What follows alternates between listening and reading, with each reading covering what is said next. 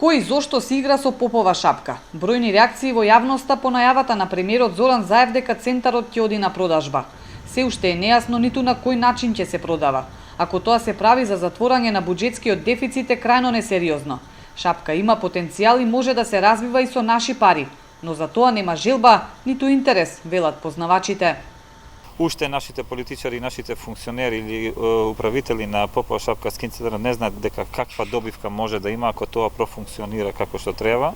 Ги имаме центрите околу Копалник и Банско и знаеме какви приходи влегуваат годишно таму, а за жал Попова шапка какви губитоци има годишно.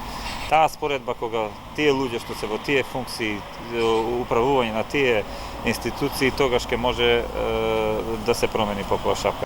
Дека центарот може да работи рентабилно потврдува и поранешниот директор Петре Димитриевски. Со малку ангажирање и проекти за развој, шапка може да блесне, но за некој најлесно е, вели, да се продаде.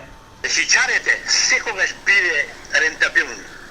Значи, преку жичарите ние ги ваѓавме, ги остаруваме по личните доходи и трошоците. 2 години на Попова шапка, ја кој сум бил директор, биле 2 години, завршните сметки беа позитивни. Шапка е рентабилна. Само да дојда луѓе кои што ја сакаа шапка, кои што издрснале на шапка, само тие може да раководат со шапка.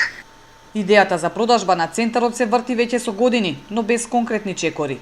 Шапка која има огромен потенцијал, очајно бара инвестиции и развој веќе долго време, но досега речиси се е само на хартија. Едно е сигурно, дека оваа заспана убавица заслужува да и се врати сјајот.